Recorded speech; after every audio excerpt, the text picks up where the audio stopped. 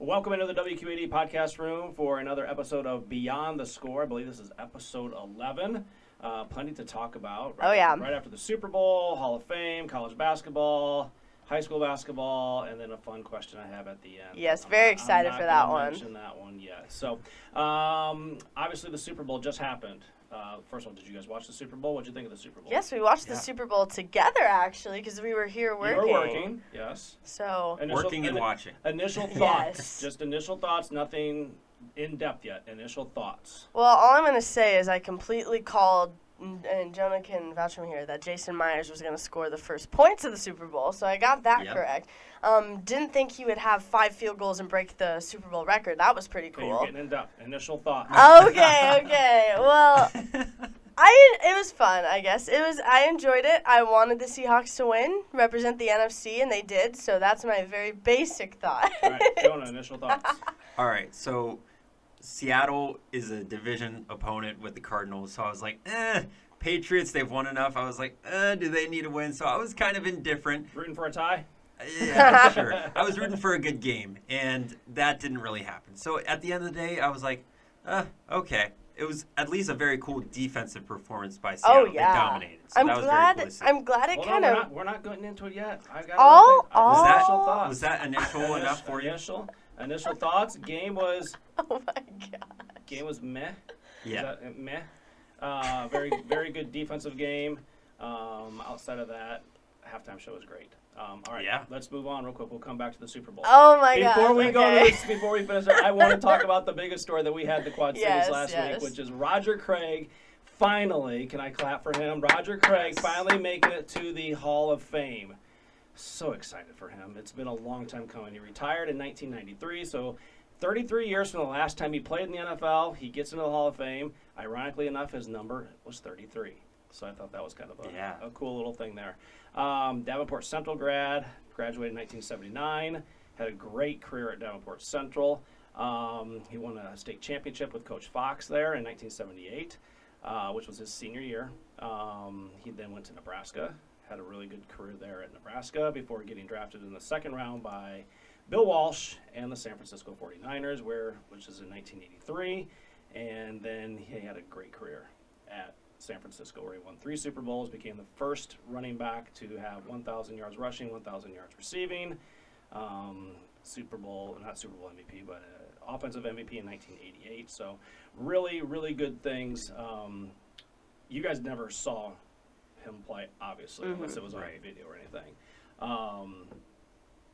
You, though, got to see Larry Fitz play. Yes, Larry Fitzgerald. What did you think about Larry Fitz getting into the Hall of Fame finally? Well, first ballot, right? First ballot. So well-deserved.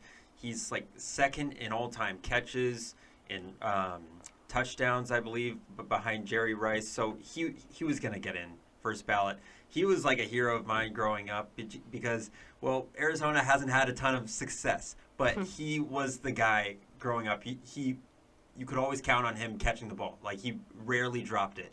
And he was the ultimate class act with the community, just represented the city really well. And, he wasn't the flashiest guy, but he always put in the work. He was always consistent.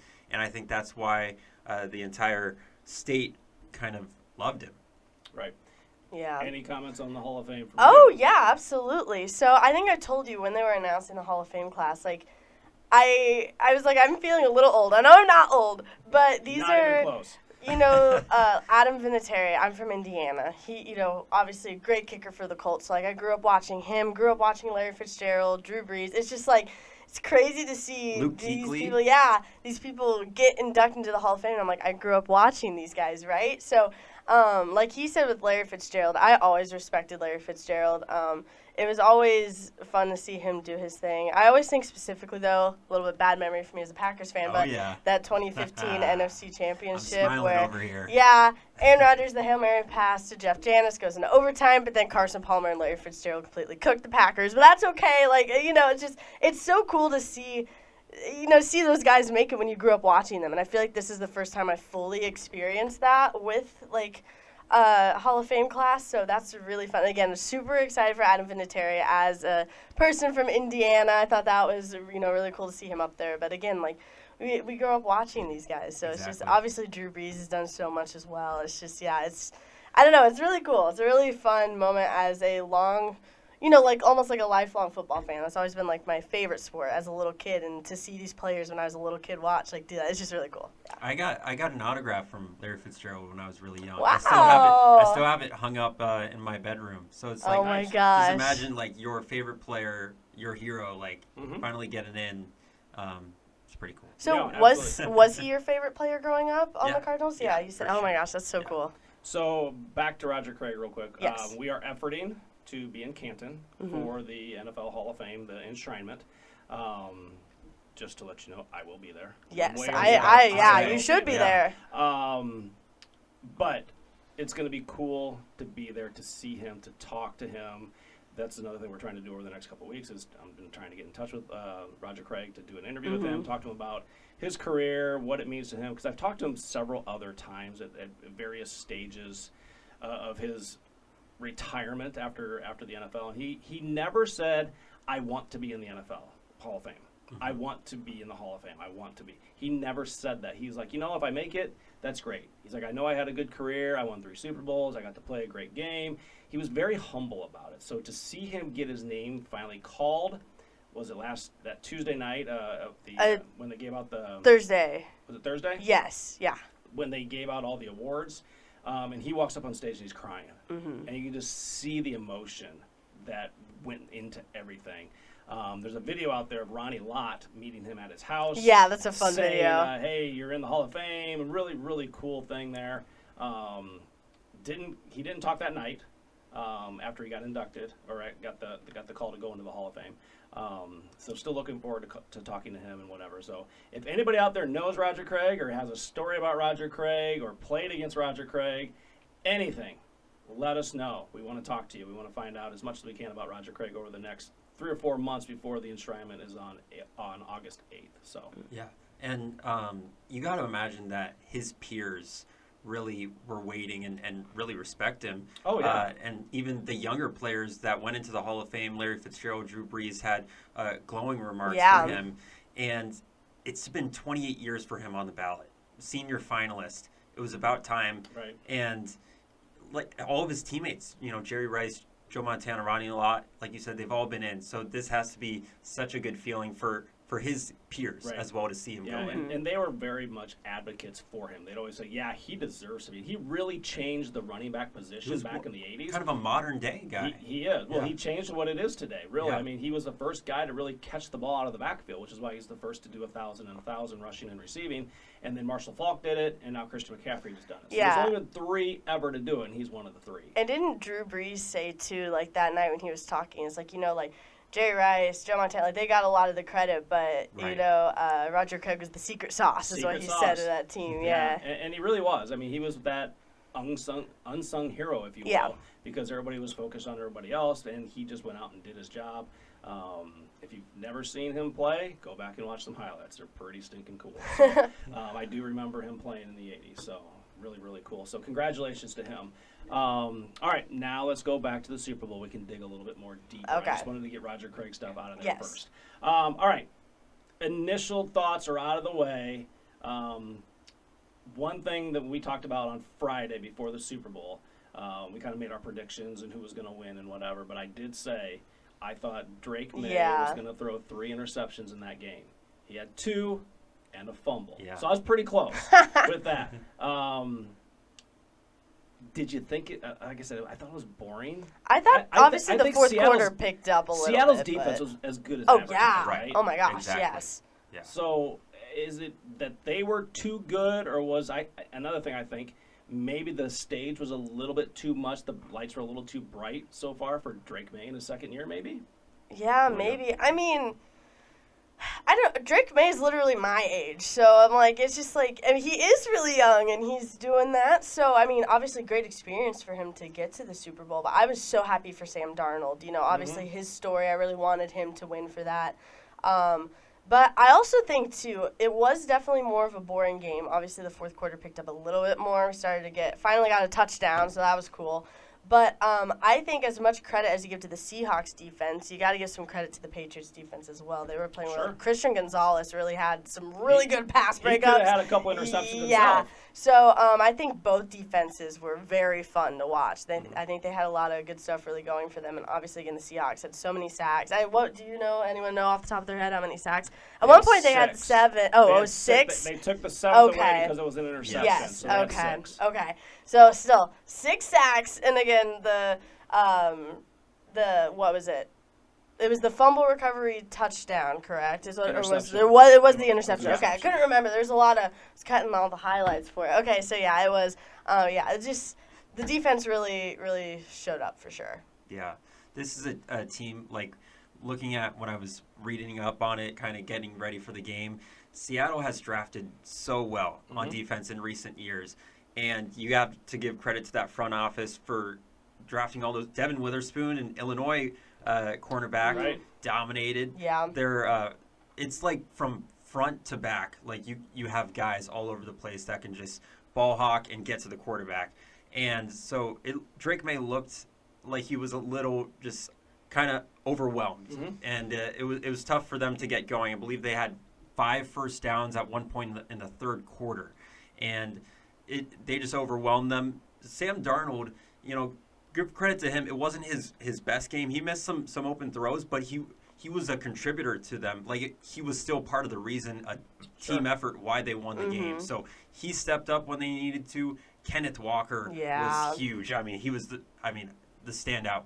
He was the MVP of the game, and he was kind of gashing the Patriots defense. So all in all, just a complimentary team. They also really invest in special teams. This is something that I've read. Just they love their kicker, Jason Myers, and their punter, something Dixon. I can't remember his name. Right. But it's just a complimentary team. And they showed it. I mean, they were the best team all year. So they showed it again. You mentioned Kenneth Walker. Had a fantastic game. Yeah. He's the reason why they scored points in the first half. Because he was able to run the ball. Because like you said, Sam didn't have the greatest of games, but Kenneth stepped up and played well, especially with Charbonnet out, with the injury that he suffered a couple weeks ago. So he gets MVP. This is gonna be a hot take. I don't think he deserved it. I think the kicker deserved it. Jason Myers, he broke the record for kicks in the Super Bowl. He had 5 field goals and 2 extra points. He scored 17 points in that game. Yeah. They had 29. If you take his 17 points away, they lose. If you take away his 5 field goals, they lose. Yeah. I was a little upset maybe that he didn't get. I just feel like kickers never get their flowers. They don't get the love. Yeah. They don't get the love. Now, if that touchdown happens for Kenneth Walker, that got called back? Yeah, absolutely. Absolutely. He is hands down the MVP. Was he deserving of it because he rushed all those yards to get them in field goal range so Myers could kick the field goals? Yes, but if Myers misses a couple of those, if he misses them, it's a different game. He still has to put it through, and they talked about how that's a tough place to kick field goals. Granted, he does it once a year because it's a divisional stadium for them. But still, I thought he was MVP of the Yeah, which I was actually, during the game, I was looking up to see just Super Bowl MVPs, the history of that, and there's never been a kicker that's gotten it. Adam Vinatieri was close. Yes. But, so I thought that was interesting. I had the same thoughts about that. My argument is if he had, kind of like Adam Vinatieri, if he had more of a pressure kick, in addition to all of his kicks leading up to that, I feel like that would have warranted like more of an a MVP. Game on the line sort of a thing. And all his kicks were his longest kick was 41 yards. Sure. So it wasn't like a crazy game defining kick. No, that's a good point. That's a good point. It wasn't. I think Kenneth Walker was deserving, but you got to give credit to Jason Myers. And I'm not saying that Kenneth wasn't deserving because again he ran for all those yards and he was the reason their offense was so good. But if Walker doesn't make the 5 field goals, if he only makes 3, so that's 9 points, they still win. Take away the extra 2 if they don't score touchdowns. Right. Yeah. Because, that's 11 points, and then what is it then? It's 18-14. I guess they still win, but he kicked the field goals. Regardless of how far they were, we've seen in the NFL, kickers are not the most lovable people sometimes, because as soon as they miss, people are like, oh, that guy's terrible. I can kick a field goal that far. And it's a lot harder, and the pressure's a lot more, especially come Super Bowl time. Regardless, congratulations to Kenneth Walker. He spent his day at Disney World or Disneyland, wherever he was at already. I think he was there with Sam Darnold. They showed him on the teacups, which was but I do think Myers was also very deserving of winning the MVP. All right, staying with the Super Bowl. What did you guys think of the halftime performance? I'm going to let Jonah start because we watched it together, and I think he had a lot of good points to make about it, so I'm going to let him start. Okay, yeah, so it was just a great display of Puerto Rican culture, and that's something that, I don't know as much of. I don't think the whole country knows because they're not connected to the main territory of the United States. So for that to be on display for everyone, it was just a really great showing of inclusion, of unity, representation of the entire United States of America. And he really put on a show with the energy, the vibe of the performance. And then it felt like you were, maybe not for the people that were at the stadium watching it, but for people back home, this was a Super Bowl show. You got to be a part of the show with the camera. You were a part of like the dance, the wedding. So it just felt like you were a part of it with him. It was very intimate, and the ending was really cool, how he kind of all brought together all the countries of the Americas. And he kind of just walked off. He's called his shot, and he was like, I'm just going to bounce with my guys, and we're just going to walk off into the tunnel. I thought that was a very cool ending. I've never seen something like that before. Right. It was very unique in everything. Well, and even the whole thing of him singing every song in Spanish. Right. Which was really cool as well. I may not have understood a word that he was saying, but the vibe, the music, the dancing, you could get behind it, and I've seen now videos where people have gone through and translated it, and so you can watch it, which is really cool. But then there was so many other little nuggets in there, of like the wedding, which was really cool because those people acted. The real marriage, they actually invited him to the wedding. I read that, And he goes, hey, how about you just come with me to the Super Bowl and get married? Insane. Which is, how cool is that? And they're going to have a story forever now. But then him handing the Grammy to the that was such a good which was him, it was supposed to be, him growing up, whatever, which was really cool. All the people that danced with him, what was it? Rihanna was in there. Jessica Alba was in there. Ricky Martin was in there. It was Cardi B, not Rihanna. Yeah. I'm sorry, Cardi B. Cardi B. Pedro Pascal was there. Yeah. So Lady Gaga performed. I liked it. She performed. So there were so many different things about it, and just the symbolism of different things. Like I heard the light poles. Yes. To symbolize that their power grid always goes out, that they need good infrastructure. Yeah. Kind of back to when they had the hurricane hit as well. Yes. And kind of stuff like that. So it was just, there was a whole lot of eggs, if you will, in that halftime show that you may not have caught or understood. But like I said, I've gone back and seen so many videos, people talking about this, talking about that, whatever, which was really cool. So was it one of the best? It was up there. I don't know if it was the best. Everybody still says the Michael Jackson one was still the best back in 1993. You guys remember that one, right? No? Okay. I wish. I've never really listened to Bad Bunny's music before this, and I have been listening to it after the halftime show. So I really enjoyed it. I think he has a lot of good upbeat, like fun, like workout songs. Like I really like his music. It was fun to, because I haven't really listened to his stuff. But I agree with everything you guys said, and I can't remember if it was you or one of our other coworkers that said it, but someone said when we were watching it that it just felt like we were in a music video with the camera work and everything, and I thought that was really cool. And I also like it when he like fell through like the roof or whatever. What he was saying, and it was there.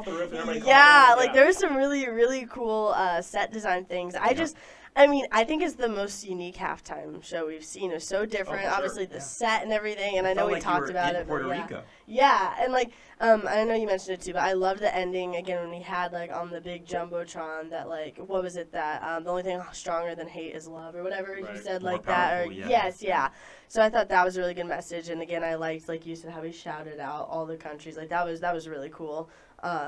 Yeah, I think it was really fun. It was so different. It was fun to watch something different. It wasn't like the same halftime show. So I enjoyed it a lot. Well, the good and the bad of it is the Super Bowl is over, so that's the bad. But the good thing is we only have 6 months until football returns. Counting down. So there you go. So that's the good and the bad of it. So football's over. Seattle is the world champions for now. Next year will be the Chicago Bears. So no. We don't have to get in. Remember when we did those predictions at the beginning of the season? Yeah. Oh, I have to look back. I said the Bears are going to be 8-9 or 9-8. I think I said 9 or 10. I feel like I was pretty close, actually. You were probably I was probably the closest. You're probably the closest. But I didn't anticipate the year the Bears had, and I'm happy for the Bears. Yeah, you were happy to be wrong, I'm sure. I'm happy to be wrong. Absolutely. Absolutely. All right, let's move on. Let's talk a little high school basketball first. Okay. Let's start with girls basketball because that's quickly approaching postseason before the boys do. They're about a week ahead. Mm-hmm. Which side do you guys want to do? Iowa, Illinois? Oh, gosh. Okay, let's do Iowa then. Yes, we have good basketball all around. It's hard to pick.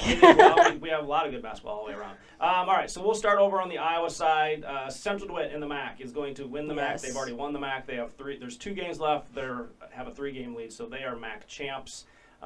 They play tonight. I believe it is Clinton, the day they were shooting this, which is a Tuesday. I believe they have Clinton. Or no, they have North Scott. They have North Scott, and then one more game left, and then their season is officially over.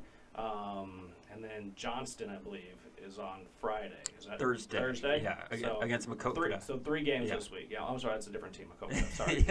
They're all running together right now. So in the MAC, girls race.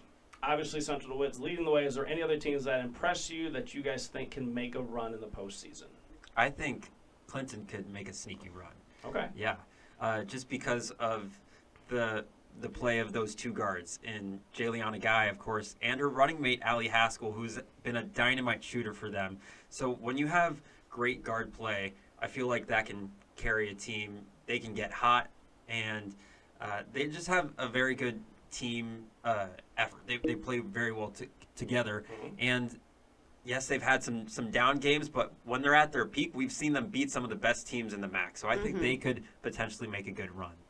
Yeah, I think, too, you could argue Bettendorf as well. Yep. I mean, with Olivia McCorkle, literally last week she broke the all-time scoring record there. So she's had a great career there at Bettendorf. And I feel like they have a lot of good pieces around her as well. So I feel like they could also – I mean, are they still second in the MAC right now? They are second in the MAC, yeah. So they've had a really good conference record, too. So, yeah. They have 3 losses right now. So, yeah. You guys mentioned Clinton. You mentioned Bettendorf. Like both of those, I want to go way out of conference there and say Mediapolis. Yes, Mediapolis girls are still undefeated in class. I believe they are in 2A. I believe they were second last that I saw. I believe they're 21-0, which is pretty impressive. Now, if you look at their schedule, it's not as tough as maybe some of the other teams. Because the Southeast Super Conference is not a strong conference this year, but they have still won every game. And they've won convincingly by 20 or more every game. Yeah. So they're playing really good. Todd Borison down there has them playing some really good basketball. So they're a team that I think in the smaller classes that can make a run. Yeah. And also, if we're talking about that too, Makokata, I know we mentioned them briefly, but I mean, before they fell to Central DeWitt last week, but again, Central DeWitt's a really strong team. We talked about that. But before that, I mean, they lost 2 games to 2 5A schools, and they held it. It was pretty close. So Makokata is a very strong team. The seniors have been playing together a long time. Jonah will have a story on that. A little teaser for that coming up. But then, last year, the way, they fell last year at state, I believe it was that first game, correct? Yeah. And they've been holding on to that and using that as motivation to get back. So I think once they get to state, if they felt it before, they've seen the environment, I think they have a really good shot of doing some pretty good things out there for sure. Do you want to tease your story a little bit? Talk about Makokata? Sure. So Makokata has a group of 7 seniors, and what makes it unique is they've been playing together. The majority of them have been playing together since they were very young. They had a club team that started when they were in 3rd grade. And ever since then, they've added some of the girls have joined that club team. But since then, they've been playing together, and they just tell me it's like it comes out so easily for them. And it's because of all that time playing together when they were kids. And now you mentioned it, kind of that bad taste in their mouth from last year. They're really motivated to end their senior season strong. Yeah. And it's just a very great group of girls that have bonded together. So that's really the story. Just their dream as young girls to play together through high school, make it to state, and hopefully win state. Last year for them, obviously, those seniors. Yeah. See what they can do. Just looking at the power rankings, Mediapolis is currently in Class 3A. They are ranked second in the power rankings. They are 21-0. Right now, Maquoketa, also in Class 3A, they are fifth. Okay. At 17-3. But as far as state rankings, they are ranked number 1. Yeah. Have not lost to a team in Class 3A. Yeah. Their losses are to Central DeWitt, who's a state-ranked team. They lost to Iowa City High, who's a state-ranked team, and they lost to Iowa City Liberty, also a state-ranked team. But those last two are Class 5A teams. And again, all those games have been pretty close that they've lost as well. Yeah. So that's the Iowa girls side. Anything else over on that side that we want to talk about or mention or that we missed? So. Okay. Their postseason, I believe, starts in about a week, so quickly approaching. All right, let's bounce over to the Illinois girls' side. Yeah. Their pairings just came out with seeds. Let's see if I can find who is hosting in Class Start. There's really not I think 2A, there's some really good teams. One of those being Riverdale. Yes. They are 26-3. They just wrapped up a undefeated conference schedule in the track. And I'm trying to see where they go. If I can, there it is. They go to Mendota, where they are the top seed in the Mendota sectional. Have we all seen Riverdale play? I have, yes. I haven't Jenna has actually. not. Yeah. I've not been to a game yet. Very good team. Very good team. Yeah. Well coached. Jay Hatch is the head coach. He's been around for years. He won a state title with Allman way back in the day. I think probably around the time that you guys were maybe born. Kind of weird to say. Anyway, really good team led by Kaylee Hungate. Yes. She was a score standout just last week. Did an off the cuff with her. Really good basketball player. They got several other girls that have been playing really good basketball around them. Joni, you've seen them play. What do you think of them? Yeah, just very disciplined team. Kind of like when you have a great coach, usually your team is very disciplined and sound, and they move the ball very well. Kaylee Hungate is kind of their driver, but Amara Coleman as well. She's been very impressive to me as their point guard, and they just have a lot of pieces. It's going to be cool to see. And Kaylee Hungate is closing in. She's probably less than 400, right around 400 points left before she can become the all-time leading scorer. So she will definitely get it next year. She's only a junior. Okay. So they are the top seed in the Mendota sectional. Looks like they are hosting one of the regional sites, as well as Peru St. Bede. Also in that subsectional is Rock Island Allman. They are the 2 seed. Princeton's a 3 seed. Mercer County a 4. Sherrard's a 5 seed, Kewanee a 6, Erie Prophetstown 8, Spring Valley Hall 9, Monmouth Roseville 10, and Rock Ridge is an 11 seed on that side. Yeah, and you mentioned Princeton. Really quickly, you want to add in Keely Davis, all-time leading scorer, not just for the girls, but she broke the boys' record as well. That's awesome. So big congrats to her. That's really cool. So that was 2A. I mentioned there's not a lot of teams in 1A, but one team that I do want to mention in Class 1A is the Avon. Avon. The A-Town Tornadoes. Yes. They are a fantastic team. State ranked. And I'm trying to find their regional sectional here. Let's see. I'm not finding it off the top. Anyway, they have the Quinn cousins. Kennedy Quinn is a junior. Her cousin, who I cannot think of her name for the life of me, but I know her last name's Quinn. That helps, right? She is a senior. They also have a couple other juniors. They have like 3 really solid players, and then the rest of the girls kind of fill in and play their roles really well. They're a team that I've thought over the last couple years can get to state. I believe they got to the sectional championship last year before losing. So they're a team again this year. They are actually, here they are. They are hosting a regional. They are in the Bushnell Prairie sectional. And actually right now they are the 2 seed. Glassford Illini Bluffs is the 1 seed in that one. So. And it's Caden Quinn. I just found the roster. Kennedy and Caden. Yes. Okay.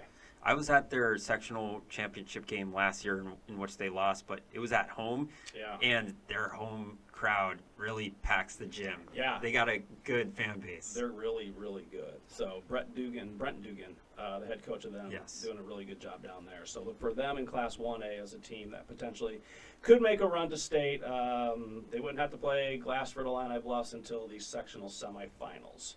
So that's a team to look out for in Class 1A. Class 3A, and I'm going to let you talk here, Galesburg Girls, one of the top teams in the state.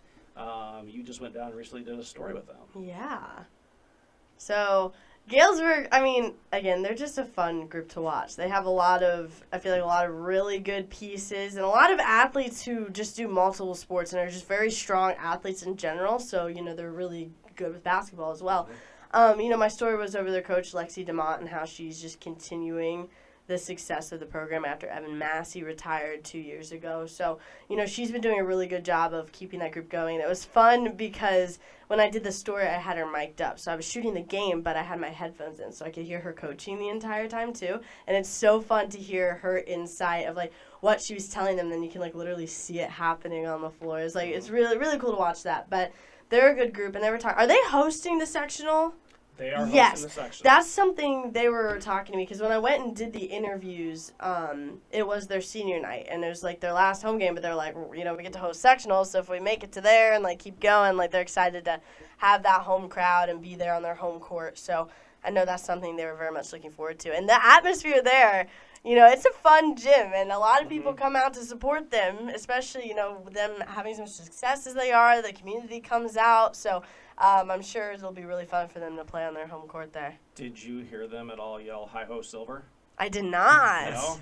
I did not. I had my headphones in. I was locked in on my story. Before every game, before the tip-off, the crowd yells "Hi-Ho Silver" and somebody yells "Away." Oh, really? Yeah, I was too locked in on a lot of other things going on. So yes, they do host the sectional. Yes. In their subsectional, which is the subsectional B out of that, they are the 2 seed. Washington, who's really good, is the 1 seed. They're the 2 seed. Geneseo is also in that subsectional, but they won't have to play Washington until the sectional semifinals.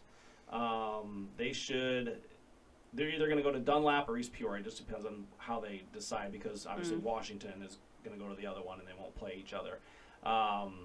But they're gonna have a tough route, because they would have to play Morton in the regional championship. And didn't they played Morton in the regular season? They beat them, right? That's what I thought. But it'd be tough to beat them twice. Yeah. Morton's always pretty good. Yeah, so, absolutely. That would be their tough game in the regional, and then obviously if they get to the sectional, it's at home, and they would have to play Washington probably in the first round, with potentially Metamora waiting for a sectional championship, who's also good. Sterling's also in that other regional site. They will probably be going to LaSalle, Peru. They're the 2 seed over there, so they have a chance to go back-to-back and win a second regional championship. Yeah. They have the James sisters. Yeah, you're all over the class. I know. I guess so. Yeah. Sterling, also a very fun group. They have. When you think of Sterling right now, you think of Jocelyn James. their point guard, she's very good. Her sister, Jay James, the senior, also brings a lot to the table. Nia Harris. They just have, again, also a lot of really good pieces, I feel like, on that team. And they did a lot of great things last year. And the way they were able to, figure out how to make the team work without Madison Austin, I think, has been really fun to watch. And hopefully, they'll have a postseason run as well. It'd be cool if they can get those back-to-back regional titles. And real quickly, in Class 4A for the girls, there's the Peoria-Richwood sectional. In the subsectional there, though, it's Moline is a 3 seed, Rock Island's a 5 seed, East Moline is a 7 seed in that one. So see if any of our teams can make a run there. Moline would have to play Manuka, probably. No, they'll probably go to UT. So they won't play Manuka, but they might have to play Peoria-Richwoods for a regional championships, it looks like. So we'll see how that one shakes out, see if any of our girls in Class 4A can get to sectionals and continue to move on. All right, let's jump over to the boys' side, and we'll jump back over to Iowa. In the MAC, team that's impressed, team that you think can make a nice run in the postseason. Well, I think, for both of those. Obviously, I think Bettendorf and Muscatine, those two. It's been really fun to watch both of them this season, and especially the two games against each other. I mean, obviously the first one, the Michael Gordon buzzer beater for Bettendorf, and then the second game that they just had last Friday, where it went to overtime and Bettendorf did come out on top. So I know Muscatine, they're really hungry. They were really hungry to beat Bettendorf, and taking it to overtime. I feel like they're going to use some of that. And I wouldn't be surprised if they can make a run in the postseason because they're a very good group, and I think they're fueled by those losses right now. I really do. But again, Bettendorf's been really fun to watch as well. And, I like how Alvin VC runs that group. I talked to them on the Score Sunday, and I did a mic'd up with VC, so I was in the locker room for like their pregame, talks and everything. So I like the way he runs that group. They're very attentive. I don't know. I think both groups have a chance to do something for sure. How about you, John? The other team that's up there in the MAC is North Scott. I think this is a team with a lot of athleticism, and they are on a roll. They're sneakily tied for second with Muscatine behind Bettendorf, and let's see, how many wins have they dropped in a row? They've won 4 games in a row. They've won 6 of their last 7. And so they are really clicking at the right time at the end of the season. Basan Wilmington, he's just a sophomore. Their point guard in their most recent game against Assumption dropped 40 points. Wow. So, he is really good. And, of course, they have Josiah Harrington, the junior, who's committed to Iowa State. So you have those two guys that really are the head of the snake for their scoring, and some other complementary pieces like Miller Haight, Kyrie Harper, who can shoot as well. So they have a lot of good guys, some athleticism right there, and watch out for them. They could make a run. Yeah. They got a good coach too. There's also Jeremiah Harrington, a freshman, Josiah's brother, who's been stepping up recently and playing some really good basketball as well. Looking at the rankings over in Class 4A right now, I don't disagree with you guys at all as far as Bettendorf, Muscatine, North Scott. I think all 3 of them. But the problem is that Bettendorf and Muscatine will be separated. North Scott may have to play one of those 2 teams to get to the state the way it works. As of right now, their rankings, the power ranking index, is Bettendorf is 20, Muscatine is 21, North Scott is 22. Man, they're all right there. Bettendorf is the only state-ranked team out of those teams right now, and I believe they are 8th right now in the state. So they would host a sub-state final site. Oh, nice, yeah. So they would host.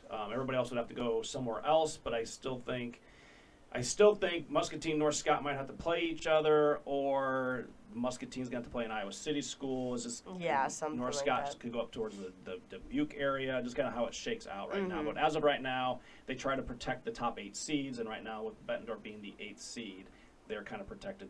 They would be at home. So, those 3 schools I think have a really good chance.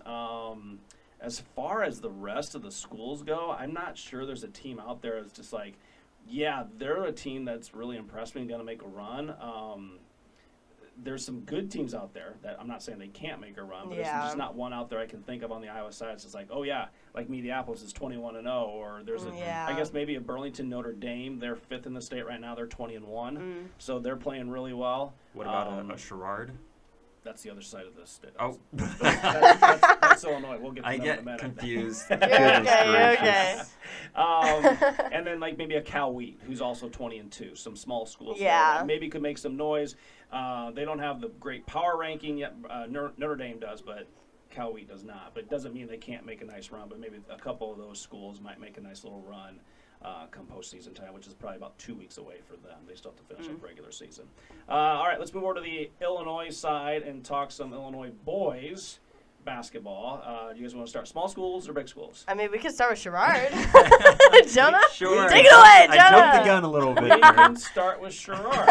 Absolutely. And they are in a, let's see, here they are, in a subsectional that would feed into the Chillicothe sectional, and eventually a Sterling super sectional. In their subsectional is Mercer County. Teams from our area, I'm just going to say those teams. Mercer County, Kewanee, Monmouth Roseville, Riverdale, Princeton, Sherrard, Spring Valley Hall and Rock Ridge. The 2 regional sites are one at Farmington, one at Rock Ridge. So I believe if everything holds the way it is, your Sherrard Tigers should be one of the top seeds. Oh, yeah. One of the top 2 seeds or 3 seeds, and they should go to Rock Ridge. So what impresses you about Sherrard? Well, I think it's that experience that they bring back, and Carter Brown is really taking on the role after I'm forgetting his name. Ryland Carton left, and was it James Blackwell? Yes. Yes. So all of that, you were wondering kind of how are they going to replace that? Sure. But it's Carter Brown, and he's also got a lot of pieces alongside him, and they've really dominated in conference play in the track. They're 7-1. They've had some close wins against Orion and Riverdale, so that's really impressed me, kind of overcoming those top teams in your conference in close games. So they've had those good wins, some out-of-conference losses that have kind of lowered their record overall, but this is a team that surprised some people, and I think that they could, because they don't have as much of that returning production, they are playing with kind of nothing to lose going into the postseason. They're a team that hasn't backed away from anybody either. Oh, yeah. They came to Moline and played in the Brick House Shootout and played against, I believe, a team from Chicagoland area. Played them close. They lost, but they played them close. So it's games like that. I believe they also played was it Orion? Orion played Moline. But either way, you play those bigger schools, and you learn a lot about yourself. Right. They're a little bit more physical. They have a little bit more depth than what you have. So those games kind of matter. They lost to Peoria Notre Dame 57-52. That's one of the bigger schools, right? Yeah. So they're a 3A school. Yeah. By 3A school by enrollment because of the multiplier, if that makes sense. So success factors move them up because of over the years they've been good. Right. If they weren't, they would probably be a 2A school just like them, but still, either way, a good win for them. So seedings are not out yet for the boys, so I can't give you seedings yet. That is next week. Coaches vote on that next week, so we'll have seedings for next week, next time we have a podcast. Anybody else small school-wise that impresses you guys out there? Well, if we're staying in the track, hopping over to the other side, I mean, obviously we have Sterling Newman. We've talked about them before. They did suffer their first loss, but man, they just have that one. I mean, that's still fantastic, right? So, and again, I know we've talked about it a little bit before, but I am very, very impressed with the discipline of that group. That's one of the first things I told Ray Sharp when I talked to him out there was just like, just watching them practice, I'm not surprised they're as good as they are. They're very disciplined. They're locked in the entire time. But I think the scary thing with that team, for any team going up against them, is they have so much depth. I feel like anybody can go off any night. It's not just like with the same guy every time, right? Sure. So having that spread out and have that talent where it's just like, George Youngerman could do a bunch. Garrett, why do I always forget Garrett? Matznick. Garrett Matznick can go off and do something. Don't you point that finger at me. But, it's like they have these players that they could just pop off any game, and I think that's what makes them scary to other teams. It's like you never know who's going to be the guy of the game, right? So, they're obviously very strong this year. So if you follow at Nesto Hoops on X, or Aaron Britton is his name, he does a lot of rankings. Last week, the number 1, 2, I believe in 3, 1, 2, and 4, 1, 2, and 3 teams lost in Class 1A. Newman was that 4th ranked team, so now they bump up. They're number 1 in the state according to his rankings right now, and they're 24-1 or 25-1 right now. Yeah. They would eventually feed into an Orion sectional. So for a regional, they would either have to go, I'm assuming they're going to be the top seed. There's no reason they shouldn't be, but they'll either go to Bureau Valley, who's hosting a regional on that side, or Rock Island Alleman, who's also hosting a regional. Other teams that are in that sub-state or subsectional is Anawan, Fulton, Weathersfield, Bureau Valley, Milledgeville, Morrison, West Carroll, Orion, Alleman, and Sterling Newman. So Orion's that sneaky team out there that you got to keep an eye on because they might knock somebody off because they really do have some really good players, starting with Kyler Owens. Yes. But they have some really good players.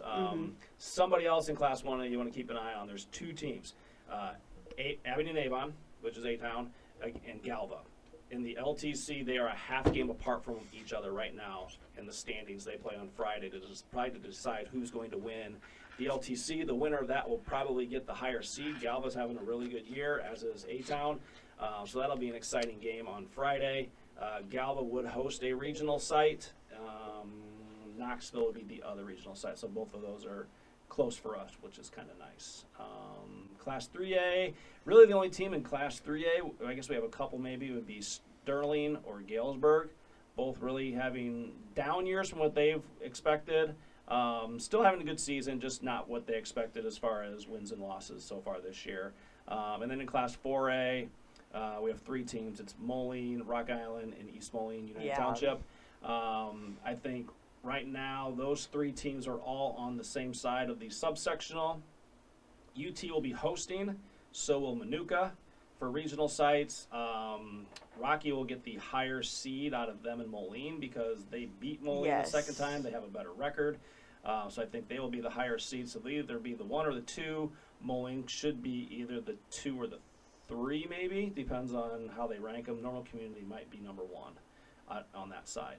So, and then UT might be like a 5 or 6, somewhere in that range, just depending on where things fall. So getting close to postseason time for everybody in high school basketball. So exciting times there. Let's see where we're at on time.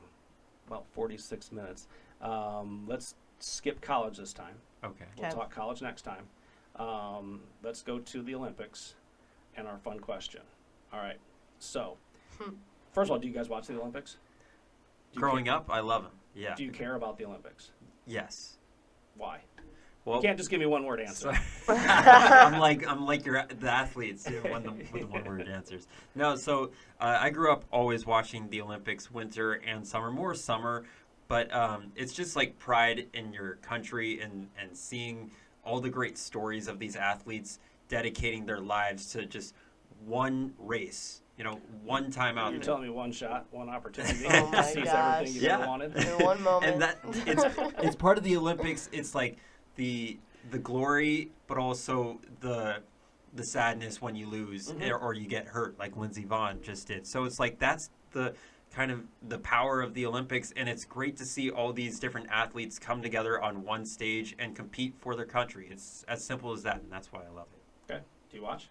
I've never really, I didn't really grow up watching the Olympics, but, I mean, it's obviously amazing what the athletes can do. I know you talked about a little bit how they train their whole lives for it and stuff. So I have very high respect for the Olympic athletes. I mean, the most I probably would watch would maybe be the swimming. I mean, obviously growing up with, Michael Phelps and then, Ledecky, so, them. But, I never really grew up watching the Olympics a ton. But, again, super high respect for all the Olympic athletes. I mean, it's insane what they do. Sure. I've always been a big Olympics person, probably since 1984 when L.A. hosted the first time around. They're going to host again in 2028, which is going to be really cool. That's probably the one that really got me really into the Olympics. I was probably 11 at the time. So, but ever since then, I've always loved watching the Olympics. It doesn't matter if it's winter or summer. Always love it. I think I like the summer more. I think there's more sports that I enjoy in the Summer Olympics, but Winter Olympics, pretty cool. I've never done any of those sports. I think I ice skated when I was little, but nothing like what they do. Yeah. Nothing like what they do. Tell me you can't do any of the little flips and stuff. No quads or triple or axles or anything. Yeah. Like that. No. Shaun White, that's who I grew up watching. The snowboarder, gold. The X Games initially. Yes. Yeah. Okay. All right. So the question is, if you could try any Olympic sport, you don't have to be great at it. Doesn't have to be winter. Winter. We're doing winter Yeah. sports right now because we're in the Winter Olympics. If there is a Winter Olympic sport out there that you would like to try, you don't have to be great in it. What sport would you like to train for to be able to do? Oh my gosh. So, are you? Can I go? Yeah. No, okay. You're good. So a lot of the winter sports are just terrifying to me. Like ski jumping, you're literally just jumping in straight 60 feet in the air. Alpine skiing, women's down, you're going down a mountain at 80 miles an hour. So if not faster, yes. Yeah. So no thank you on those kind of events. But speed skating, oh yeah. That would be sick. You're going around the track and you're trying to just edge the person in front of you, and it's like it's the strategy of like, do I start, kind of behind the pack and then work my way up? Okay, so very cool. Are you long track, short track for speed skating then? Because short track is much faster, almost like demolition derby type stuff. So that's makes it dangerous, but it does, short track because so you want short track because long track that's the one-on-one kind of. But short track is cool because it's like you're in a pack of people. There's like 5 or 6 people. Yeah, and it's like you have to work your way slowly around everyone, and it's like I love the comebacks when it's like someone who comes from way behind after a crash. So did you know who Apollo Anton? Oh, of course. Okay, another athlete I grew up watching in the Winter Olympics. Okay. That's where it's just so exciting. Yeah, so that's why I think that one's pretty cool again because it's like an actual race on ice and razor thin blades that you're racing on, which is really cool. Have you seen the video of the one person who in short track took off one time and lapped everybody and then sat behind them the entire race, and then they all thought they were going to win, and that other person won because they'd already made up a lap. Oh that's why I love that sport. I mean, there's so cool. So many different mental games that you can play. Absolutely. Mm-hmm. So that one's pretty cool. Okay, so you're short track speed skating. Yep. All right, Jenna. Oh my gosh. Is it a bad answer to say all of them? I think would be really fun. Come on, give me one. You got to pick one. You got to specialize. No, I just feel like I feel like. And if you did, who'd be on your team? No, oh my gosh. No, I just think, I don't know. I was just talking to you guys about it, that Kevin from Channel 6 always jokes around with me because every time we're covering an event, I'm always like, oh my God, I want to try it. That's so fun, like with every single thing. Like we were at the Drake Relays, and I was like, I want to try pole vaulting. I want to try shot put. I want to try discus. Like I want to try high jump. I'd be terrible at that, but I want to try, So it's with like, your camera? I really... Probably not with my camera, but you have to have it's a media division. You got to have some kind of media on you. That would be insane. We should have a media Olympics though. Right. That would be fun. Anyway, getting off topic. I don't know. Maybe bobsled would be cool. That would be cool. That's probably the most safe because really you're inside a vehicle. I was really good at the actual bobsled. Yes. I was really good at the bobsled mini game on Mario Party DS as a kid. That's so translated. Yes. I'm sure. But I don't know. Like skating would be fun too. Like figure skate. I don't think I could do that though. Like maybe a hockey. There you go. I can see you checking somebody. I think honestly, like realistically, which one I'd probably be the best at, I would probably say hockey, just because I feel like I'm a very aggressive athlete. You can attest to this, as you have kind of seen my. And from the bruises on my right arm, you sit off to my right hand side and you punch me all the time. Oh, no, I'm just very competitive, and I feel like I don't know. So I feel like probably hockey would be the one I would be the best at and probably would enjoy the most. I remember in high school PE class, my gym teacher told me, because we did floor hockey, and he said if he started a hockey team, I'd be his first pick. So maybe I would have a little bit of an edge with that. But I think they're all so much fun to watch. What would be the most fun to learn, though? Would curling be fun? I don't know. I think all of them. Curling could be cool, too. I don't know. That's a very long, complicated answer. Curling's very non-contact. So I guess if you're not looking to get good one. Which maybe, knowing my track record, maybe that would be a good idea. Knowing you, though, you'd be the sweeper, and all of a sudden your broom would break, you'd fall, hit your head on the ice, and get a concussion some way, somehow. Oh, my God, I know. Exactly I'm a little, stuff tends to happen like that to me. But, so that's my very long, complicated answer of I would like to try everything, but maybe hockey, maybe curling, maybe bobsled. But that's my answer. But hockey is emerges. Hockey is number one. Yes. Okay.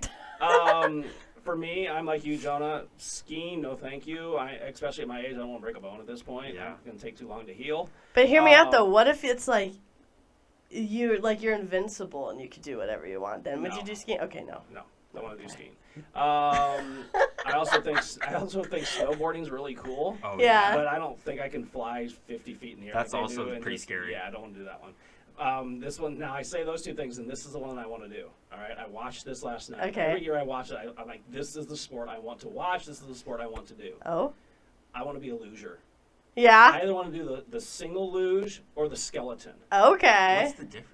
So the single luge is when you're on your back and it's just you on the sled. Yes, so it's just I've you and you're laying flat on your back and you're going down. Skeleton, flip it over, you're going head first. Ooh. I would hate that. I hate the big, like at the water park, the big slide when you're on your stomach and you go head first. I would hate that. Yeah, see, I don't like that. Do one of those two. That's what I want to do. I want to do the luge. I'd rather or lay the backwards and than then, be on and then my my stomach. question to my wife last night was, what makes you a good loser? How do you know? A good loser. How do you know if you're a good loser? I mean, what do you do? I mean, I can sit down. I can lay down. I mean, those are two things I can do. Yeah. Does that make me a good loser? I guess that's a good point. How does that? Because it's the way that they steer. They have to steer with their shoulders and their body. That makes sense. That makes sense. The way their feet are in their sled and how they maneuver their body is how they maybe steer. that was the Mario Party DS game. I think it was luge. I don't think it was bobsled. I think I got them mixed up. You know what you're not good at? Switching cameras. That's what I was kind of pointing to that. There you go. I mean, hello everybody. So if I were to pick a sport, I'd either want to do the luge or skeleton. Okay. That's what I'd want to do. Yeah, that's fun. Right. I think we should all go try every single one and then see how we do. Where we could go do the luge. Yeah. Yeah, I don't know. Hockey, we could just go down to the rink down at Vibrant or over at. Talk to Shane Toporowski, get us on the ice. Well, I'm sure he would get us on the ice. That would be really fun. And then if you want to go to do some short track, you got to go up to Milwaukee. They train up in Milwaukee, up in Wisconsin. Only 3-hour drive. You can go train up there and see if you can make it as an Olympian. So, you're still young enough. Fun fact. He's training for LA in 2028. Not LA. I guess that'd be summer. My bad. He would sink in the water. Oh my god. Fun fact, I actually have never skated before. Oh, you just want to try it? I just want to try it because speed skating looks awesome. And that's all the question is which one would you want to try? Have you like roller skated before though? I know it's different than ice skating, but it's still the feeling. You've never. I'm terrible at roller skating. No. When I was to roller skate all the time. when I was a kid, When I was a kid, I face planted and like busted my nose and cracked my front tooth. Why does it not shock you that you face planted? You probably had a concussion and didn't know it either. Maybe, right? But roller skating, I was really good in like the first grade, and then it fell off after that. So it's harder than it looks. That's all I'm saying. It's like obviously because there's nothing. It's just you on wheels or skates. You know, that's it. When I was younger, we used to go to Skateland, which is no longer around. See, we had anymore. Skate World where I was from. But they would do races on Saturdays, and I would always line up to do the races. Ooh, okay, speed skater. So wait, Cuff has a roller skating background. You have a roller skating history. What other sports do you think I haven't done? I've done roller skating. I do bowling. I knew about the bowling. Golf. Yeah. Baseball. Flag football. Multifaceted. The roller skating surprises me. I would not have guessed that. When we were younger, we'd go all the time. That's so fun. Everybody went to Skateland around here. That's just what you did. Yeah. And then if you didn't skate, you were in the arcade playing video games all night. All right, what was the I can't relate to that. Yeah, Arizona. I was gonna say if you've never been roller skating, what was the thing to do in Arizona? Because growing up in Indiana, it was either roller skating or bowling. It was like the two things you could do. Bowling was fun. Yeah. There was a lane close to our house, but my friends, we would just like go to the park and shoot hoops. Yeah. Okay, that makes sense. Pretty simple. It's hot outside, enjoy the outdoors. We'll have to go bowling and record it and show everybody. Oh my God, I'm so bad at bowling. Do you have the bumpers up? Can we? I don't care. I don't need. But that's like cheating, so no, I won't. Okay. Like I am a fair athlete. I like no cheating, nothing like that. But if I have bumpers, we all have bumpers. We'll have to schedule that. That'll be part of our next podcast. We'll have to throw. We'll go bowling and we'll. That would be so fun. But I'm probably gonna bowl like a 60, and that's gonna be good for me. And I know you're gonna be Mr. 200 something. He's gonna be good now. Oh yeah! Look at that face. He's so smug. He's like, yeah. Well, I don't want to brag, but yeah, I'll probably beat you both. Probably. I'll tell you a story afterwards. Okay. Not on the podcast. Not anyway, the pod. We've got about a minute. We've got about an hour. So I want to thank everybody for listening, for paying attention, and hopefully you learned something. Maybe you didn't. Hopefully you had a little fun. We have fun. We had a lot of fun. As I always say, if there's something out there you want us to talk about, you have a topic, you have a team, you have something you want us to talk about, send us an email. You can find all of our emails at WQAD.com. Of course, this is up on the 8+ app. You can download for free and watch on your TV if you're not already, and then tell about 10 or 20 friends about the same thing and have them all watch. Or 30 or 40 friends, that's fine too. 50 if you're feeling that. Yeah, whatever. So we want to thank you for listening. So for Jenna and Jonah, I'm Corey. We'll see you next week for Beyond the Score.